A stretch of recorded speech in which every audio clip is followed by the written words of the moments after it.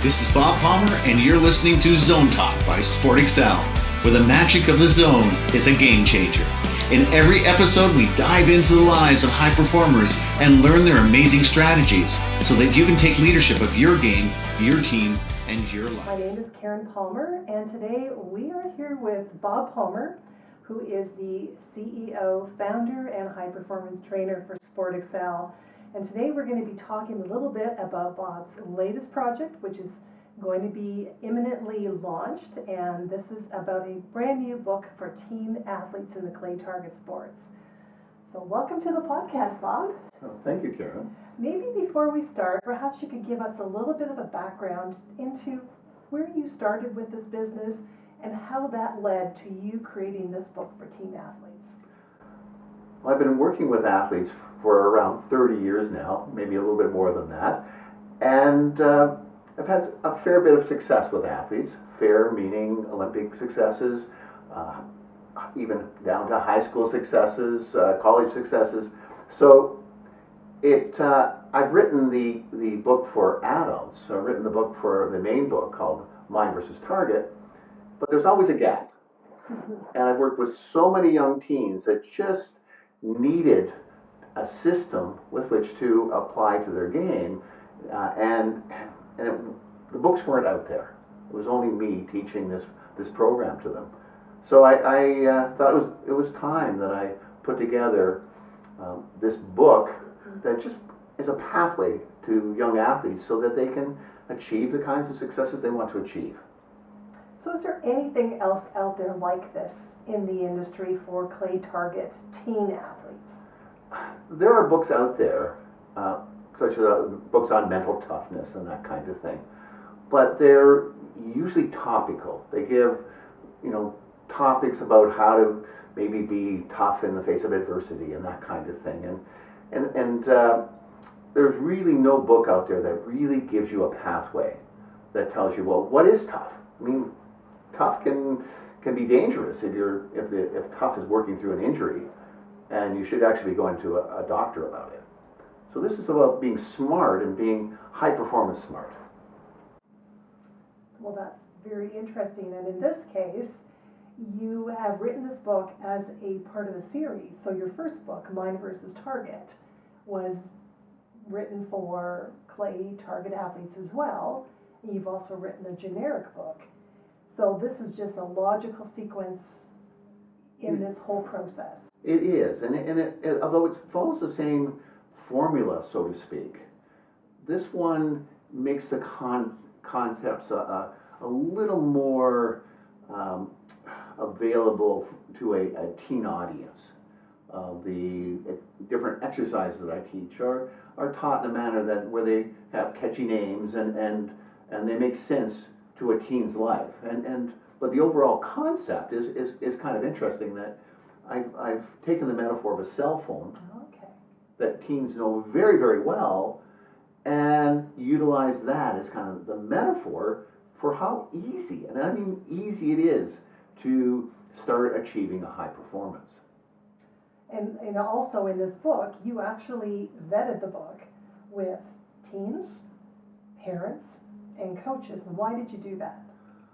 Before it got to the point of being finalized. Well, I mean, athletes work with me, and they after a while they forget that I'm an old guy, right? I'm not a teenager anymore, and so I don't necessarily think like a teenager all the time. So it was useful for me to ask teens what they thought about the concepts, about this idea of high performance being, somewhat like a cell phone in terms of how it has an operating system and it has the different apps. And I mean, there was, just to be fair, there's one chapter that the teens that I wrote for in this group kind of panned, and so it allowed me to change it totally up and rewrite that chapter so that it was more fitting with what was in their experience. And what did parents think about the ones that vetted the book prior to it being finalized?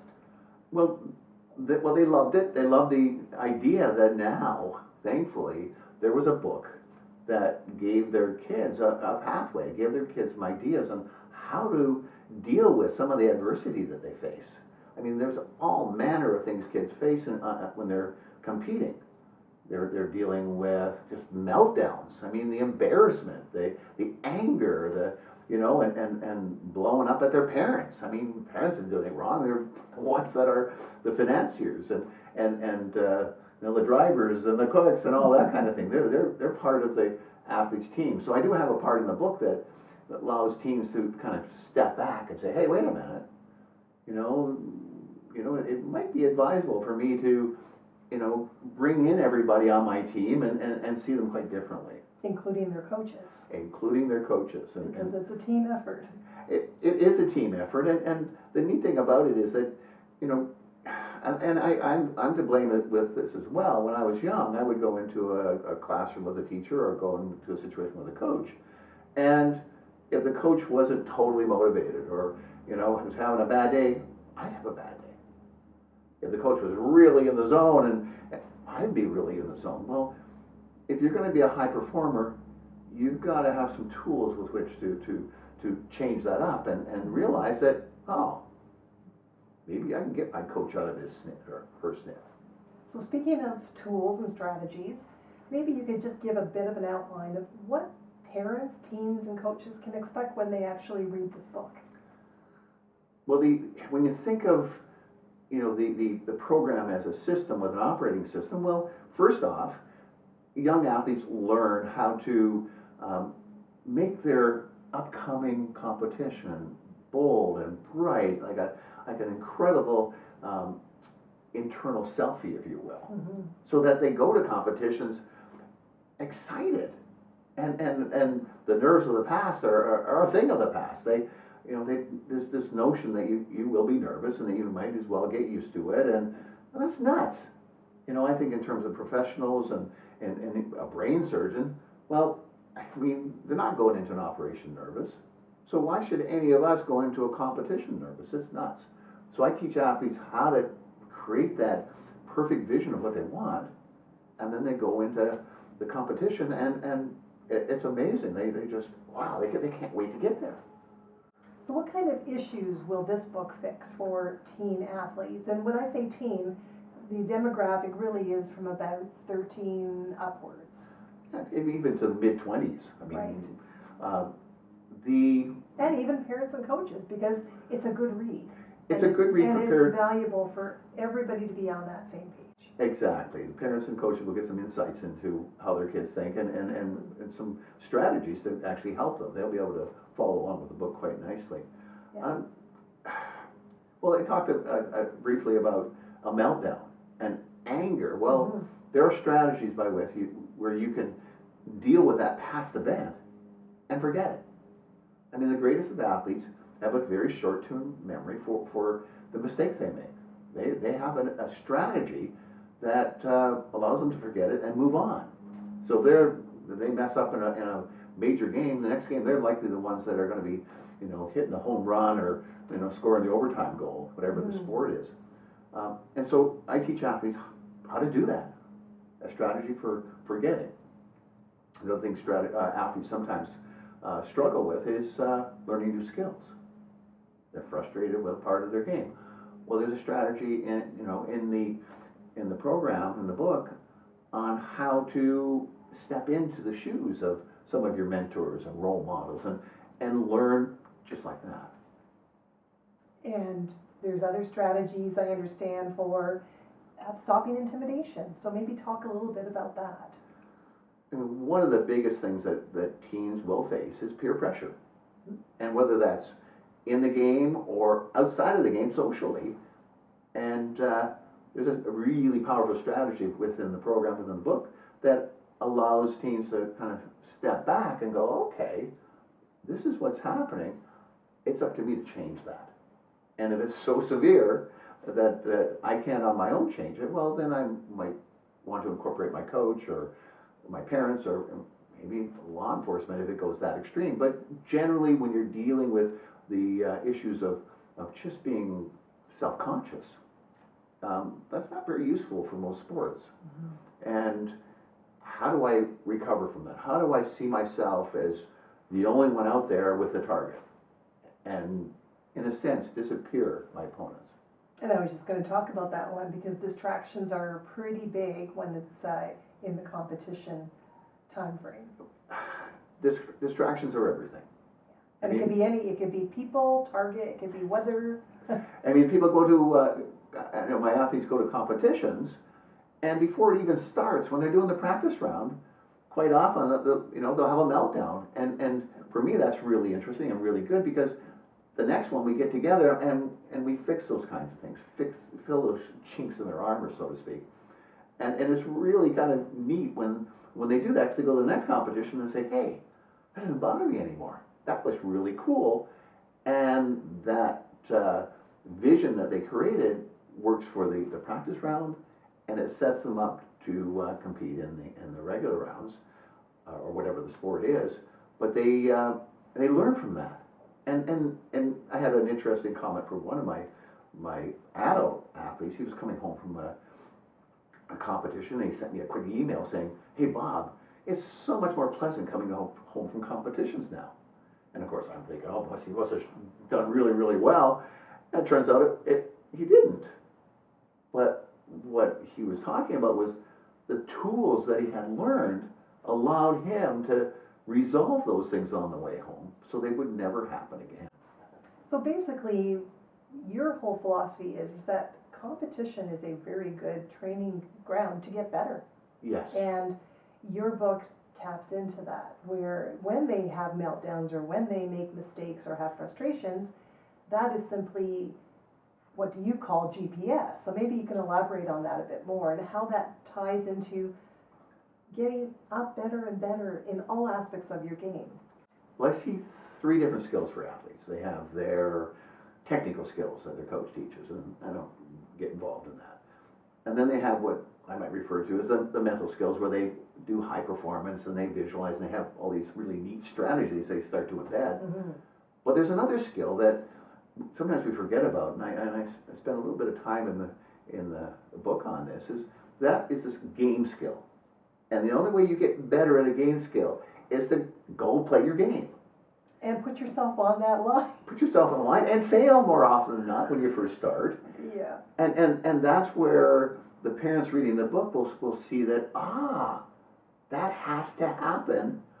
Here's what I can do to help my child through that. And one of the things is that kids can't tell the difference between someone who is disappointed for them, i.e., oh, my poor child, I don't like them going through this pain, I wish they wouldn't be suffering, or compare that to, oh, my child did not listen to the coach, my child didn't listen to me, I'm angry. The physiology of both of those responses is the same. Mm-hmm. So if you're commiserating with your child, they're not, they're kind of wondering what's going on with mom or dad, and they go into a downward spiral. The parent goes into a downward spiral. So the book in many ways, and this is about the teen, helping them pull out of that and understand they have to sometimes pull their parents out of it as well. But by parents reading the book, they will see that is something that they really need to do. And even for myself as an adult athlete in karate, competition was quite stressful for me, and I did not have these strategies in those days. And I could have really used that, because I beat myself up a lot when I did not perform the way I wanted to. And I just think that this is so important, because I should have been able to just go, okay, what did I learn from that? How do I take that and next time change it up or get better? Yeah, it's funny you say that, because that's where I learned how to build this program in the martial arts. Mm-hmm. And I remember distinctly in front of, getting ready to do one of my kata forms in front of judges and going, what's a grown man doing up here, making a fool of himself in front of other adults? And when I said that to myself, I said, I gotta fix that, or things are not going to go well in the future. Mm-hmm. That's true. And so this program is the result of that. Result of 30 or so years working in the clay target sports, where a number of athletes have reached the Olympics and done very well there. And I can't keep track of all the World Cups and high school championships and national championships that my athletes have won. And it's very rewarding, because it's almost a done deal.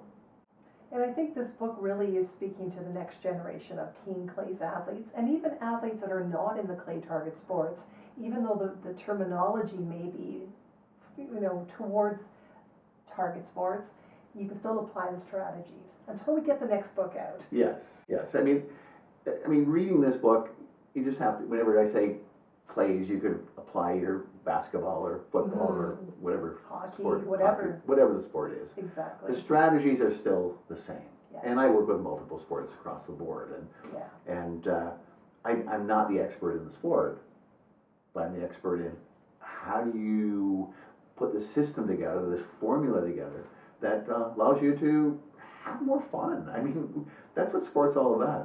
It is, and it's seamless because what you teach the athletes, you work hand in hand with coaches and with parents as part of your team when you are coaching your athletes. And this book kind of distills all of that into just a little handbook that they can take with them on the range and everywhere.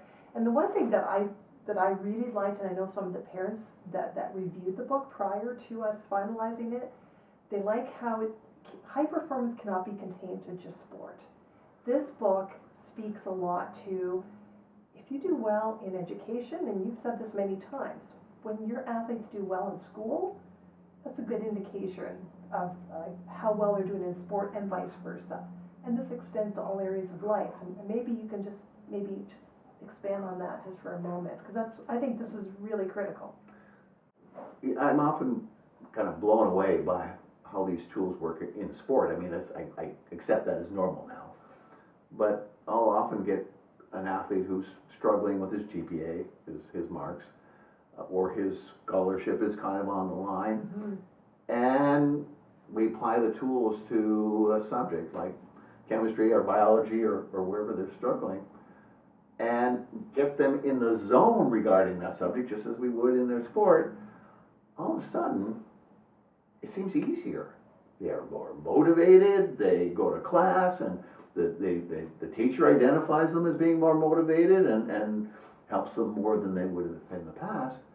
And I mean, I have a young athlete who was struggling in a subject and now is doing that subject at college in an advanced course. The zone works like that. And it sets the foundation for future if they want to get a scholarship.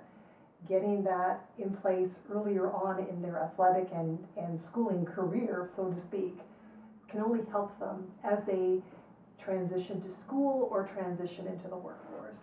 Absolutely. And right now I'm working with a young engineering student. He's about to graduate, and he has some projects that he's doing.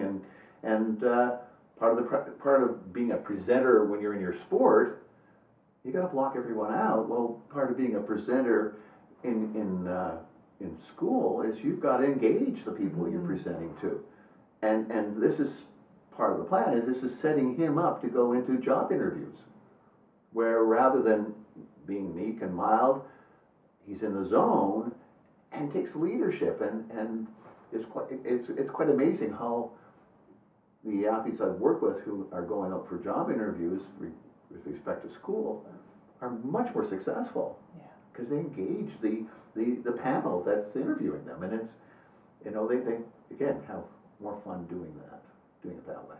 And I think fun is so critical, because why else would you do the sport? You want to have fun, you want the enjoyment, you want to learn, you want to make friends when you're out on the range in competitions. The other thing that a lot of books don't talk about is the W word and the win word. And sometimes it's really hard for an athlete to say, I want to win. And maybe you could speak to that. Like, why is that so difficult? And how does that fit in with this book? I think the reason the W word, the win word, is so difficult is that a lot of the people who have written about it in the past have struggled with it.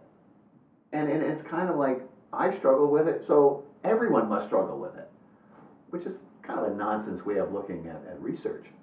I mean, I ask any kid, and they may hesitate because they've been told, oh, don't think about winning, just think about skills and process and all that kind of stuff.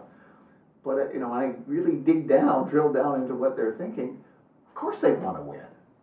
They're just afraid to say it because they've been told if they say it, it's not going to happen. It's going to get worse. But the key in terms of learning how to win is to have the strategies in place where you go and that notion you're going to win is embedded. You're not even thinking about it anymore. So you're not thinking about winning, which is what they want you to not do. But you know you're going to do really, really well and likely win. But I would never teach this to anyone without having that backup. They also know that, and well, I'm working with them. They have me to help them through any problems they have if they struggle. But they start to get excited, like this gentleman who was driving home. Aha! Now I know what to do about that, and that's exciting. And then it becomes much more, a kind of a scientific experiment where, well, let's apply this. Yeah, that worked, or didn't work. What do I do next? And they get very creative, and part of the book kind of is pointed at that kind of innovation you need to have as a young athlete. You have to be creative. You have to keep trying stuff. You have to be an innovator that goes beyond what the typical athlete does. And it is the flip side. Winning, not everybody can win. There are only a certain number of spots on a podium. However, with strategies that you're teaching in this book, they can learn, and every time they can learn a little bit more and apply it to different parts of their life. So winning can be beyond sport. It can be whatever that means to them. Mm-hmm. Well, I have one dad who I work with, and I work with his son, but I also get to work with the dad coach.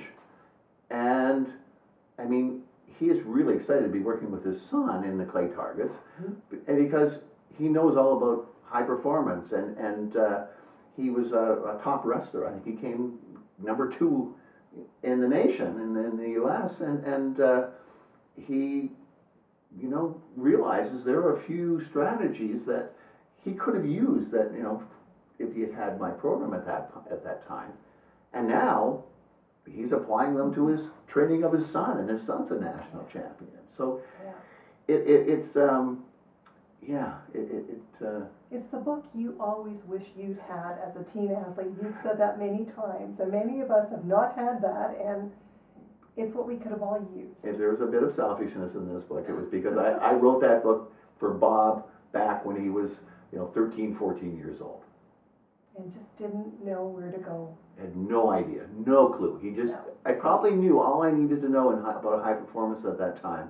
I just didn't know how to apply it, because I'd already experienced the zone. I'd already experienced being able to forget the play that just happened. I'd experienced blocking out spectators. I experienced, dealing with difficult coaches and stuff like that, although I had some amazing coaches. But it's only with the martial arts that I was able to start piecing it together and get excited, and we still had to deal with stuff. Yeah. But it became a lot more fun and empowering. So to close off this podcast half hour, what would you say to parents and coaches? Because basically they're the ones that are looking at giving their young athletes the advantages that they're able to. And what would you say? Well, first of all, take a look at Team versus Target. I'll put a plug in again for the book. But start thinking about high performance as a system. Yeah. Rather than just throwing stuff and thinking that high performance will come after the skills are learned. No. High performance comes right alongside learning the skills, and the skills come faster, as does the excitement of the young athlete, and they become a student of the game, a lifelong player of the game, because it's way more fun, and they stick with it, and they may surprise you and start showing an interest where there's scholarship material, or they just want to go out and compete with the old man or the mom or whatever, right? It can be quite a family high performance situation. That's wonderful. So Team versus Target is available on Amazon and other fine online book retailers, and it will be launching December 1. And look for that, and if you have any questions, feel free to contact us at the email or the website below this at the end of this podcast. Thank you so much for joining us, and thank you, Bob, for writing this book for the next generation of team trainers. This episode of Zone Talk by Sport Excel has ended. But be sure to subscribe and be sure to rate and review us so that we can continue to bring you the best zone and high performance content. See you on the next episode.